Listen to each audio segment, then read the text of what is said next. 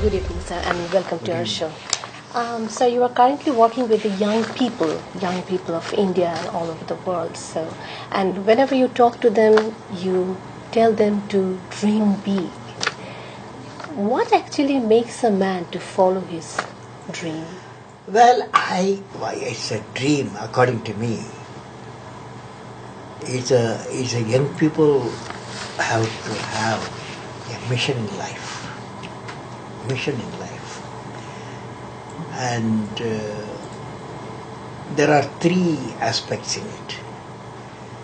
One, any young mind. I have met so far 18 million youths last 2 decades, all below 20. Now I found they have ability, young people, whether Bangladesh or India or any nation.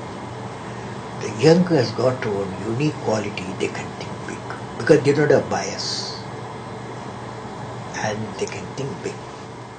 First one, there are three aspects are there in dream. First one, they must possess creativity.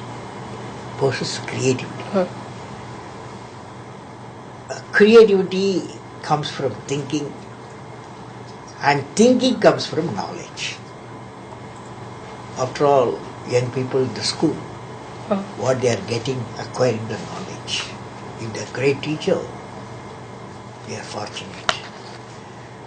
Now, second is righteousness in the heart. It's very important for we, our citizens, whether India or Bangladesh. There should be righteousness in the heart. Where there is righteousness in the heart, there is a beauty in the character.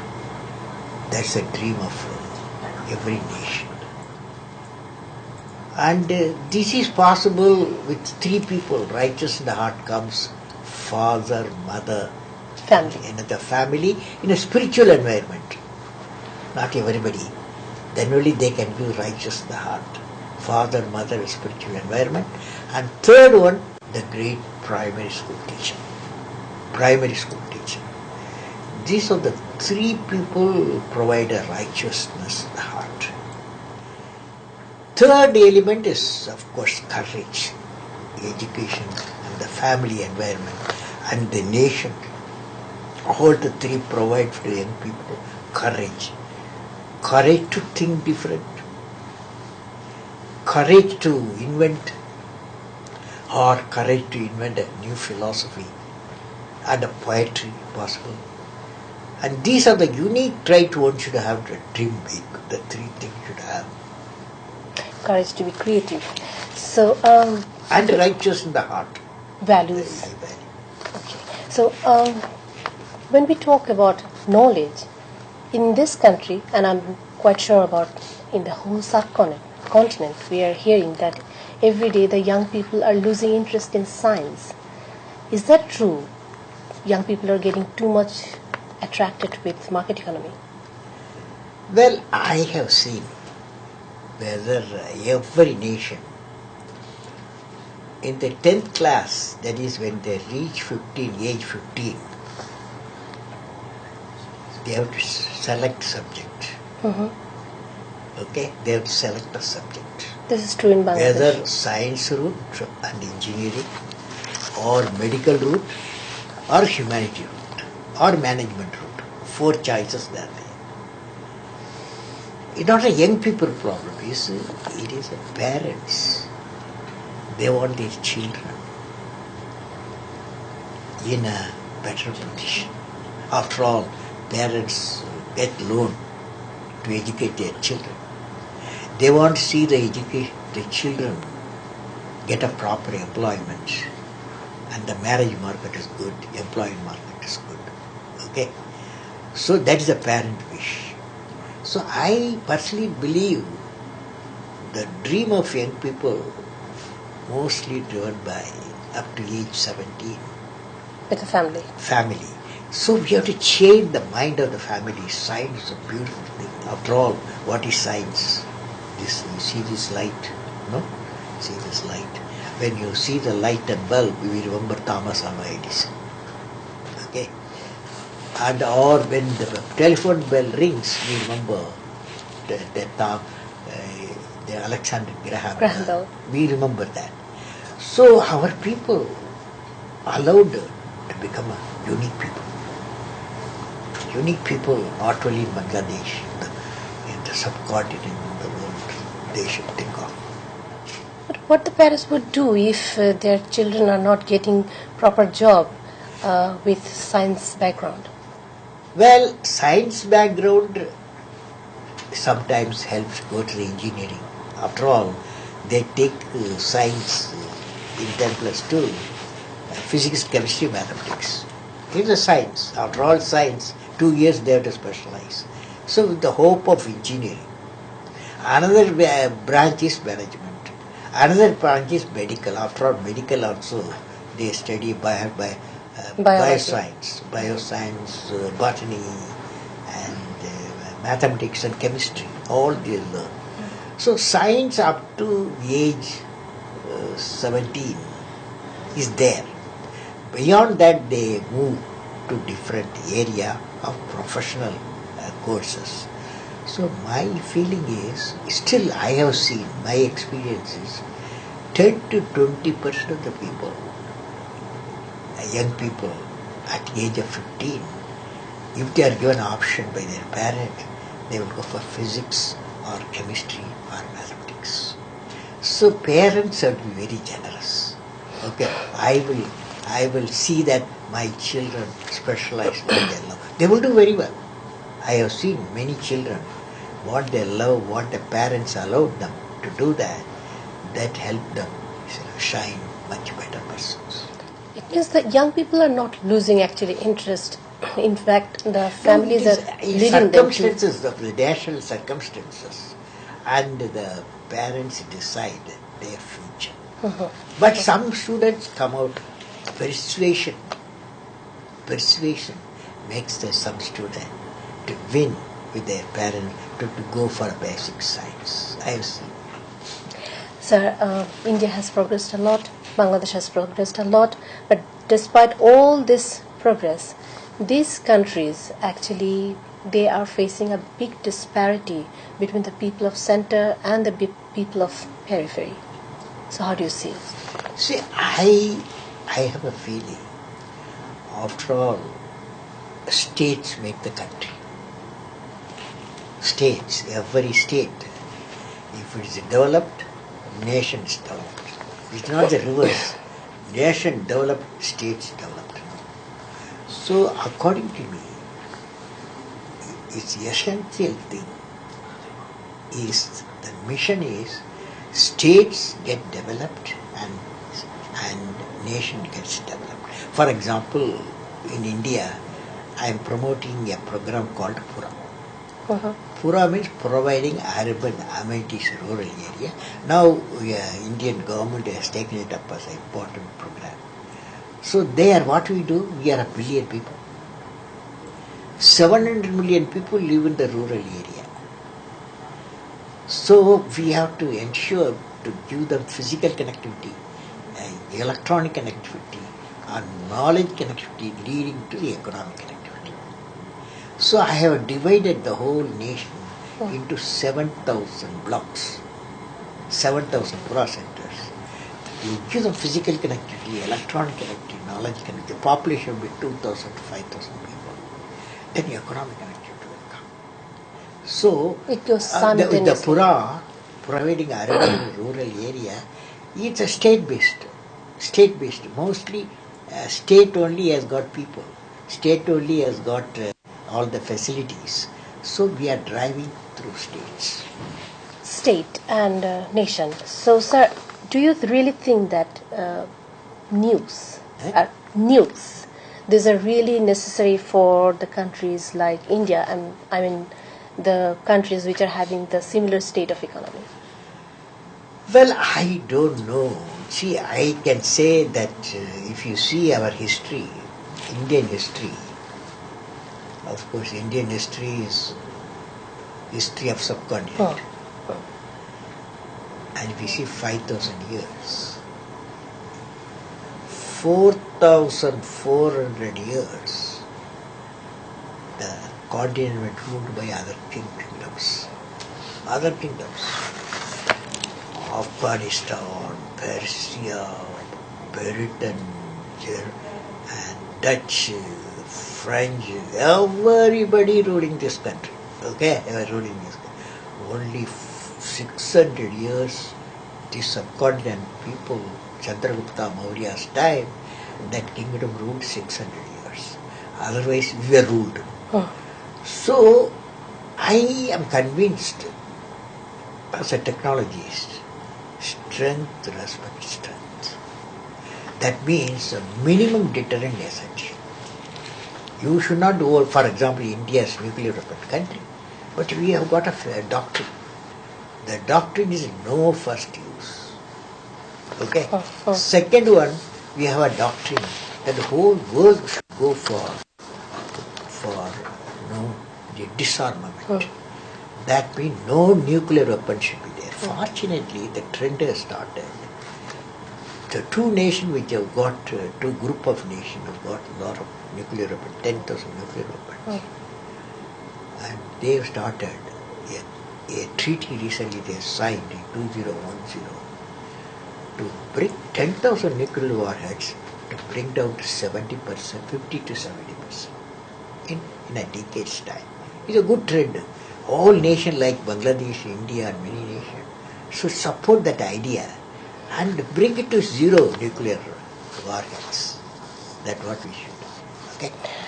How do you see the future of space science in India after the successful Mars mission? India's space program highly people-oriented. People-oriented. And for example, if you go years in its orbit, if you put the satellite, there are transponders that do communication, TV, met-weather, and it wants what type of cyclone or anything will happen. So it's a people-oriented. Of course, we spend small amount, like Chandrayaan, going to moon, going to Mars, orbiting moon, Mars, because after all, we don't want moon or Mars to be a property of few nations. Okay? We want ownership. Subcontinent should have ownership. So that's the idea. Okay? We want to discover something new. For example, Indian Chandrayaan did find traces of water in moon. Mars we don't know. Already some photos started coming. Some new thing will start coming. Of course, we hope that's I would like to know about the Bangladesh-India relationship. How do you think that, what should be the focus of the governments? Actually, can we continue the friendly ties and bring the relationship to new heights? I personally believe the India-Bangladesh, we belong to same, born out of same cradle. We belong to same cradle. You know cradle? Of course. The child. So we are born together. And our civilization, culture, history, people, language, all are similarity. But both nations, they have to do one thing. That's my dream. The dream is, 60, 70, nearly about 45 to 55% below poverty line. So, in a decade's time, they should remove the poverty, employment potential should increase, education potential should increase, and healthcare should increase. This is my target. Both nations work together, collaborate each other. How do I lift the people who are below poverty line? That should be a great mission, according to me. I have developed what is called World Knowledge Platform. This World Knowledge Platform focuses, you take the core competence of Bangladesh, core competence of India, try to see whether this core competence in certain area we can bring together benefit of the both nations. Okay. So this is what idea I'm pushing. So do you think that the focus would be actually to increase trade and investment, or what should be the focus? No, my focus is change of mind. change of mind. Change of mind is not an economy I am talking. I am talking how do you lift the people from the poverty. You see, if you go to the deep, I am coming from village. So if you go to deep in the villages, they have their unique culture, unique core competence. But we have to see whatever Dhaka or New Delhi has got, the amenities, urban amenities, reach surrounding the Dhaka, surrounding the New Delhi. That's called Pura. So I am pushing that idea of Pura. People in the center. So I felt that India and Bangladesh work together in the big mission of Pura, providing urban amenities rural area. Because we have got 70% of the people live in the rural area. Same thing, Bangladesh also, 60 to 70%. So we have to uplift. We have to uplift them to the urban area. What uplift power, water supply, and the education. All this employment potential, we should reach the rural area. The facilities they should be provided. So how to increase this communication, sir? The communication between the people, the contact from people to the people. See, I don't know, you should be young enough to understand that the social media cut across all the politics, okay, cut across all the religious aspects, cut across everything, and they communicate. It all depends what the communications. So good messages should communicate.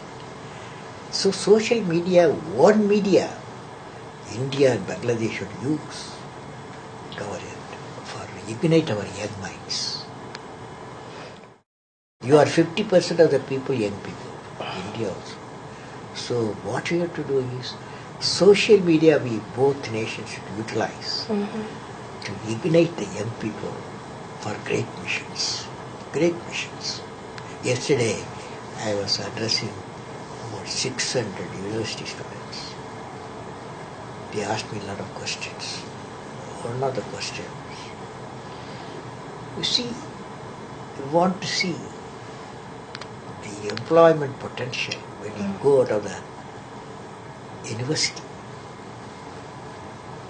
We are the seekers of employment. Tell me, Mr. Kalam, how do I become employment generator? This is one of the questions Bangladesh girl asked. That is, universities generate employment seekers. Tell us, is a Bangladeshi girl asked, tell us, Kalam, how do you make, university can make Employment generators. employment generators? Fantastic question.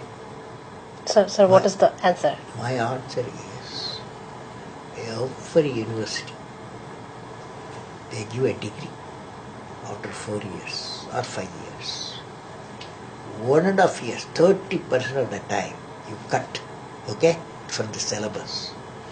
And that's 30% of the time you give to a professional expertise or skill set. So they get a skill set 1.5 years, the same university. When they come out of the university, they get one degree, one diploma on employability. Okay? So that means when the day they come out of the university, employability assured. Okay. Sir, we don't have much time. Some last Yeah, few another words. guy. No, some last few words for our viewers, for the people of the country. Particularly, for young viewers, how many young viewers are there in your TV setup? How many young people see your TV? I think 50%? 50 to 60%. 50%. I got a message. The message is from Jalaluddin Rumi. Jalaluddin Rumi, a great Sufi saint in 13th century. Persian poet. I have modified. The message is wings to fly. Okay? And I recite this. I am saying, I am. All the people can say. In your TV you can introduce that.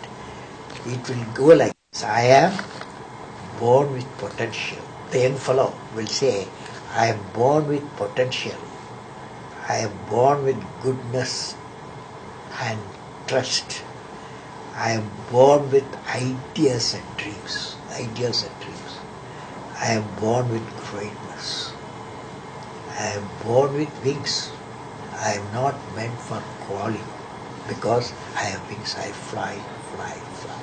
This is my message to you people. Okay? Thank you, sir. Thank you very much God for bless giving you. us time.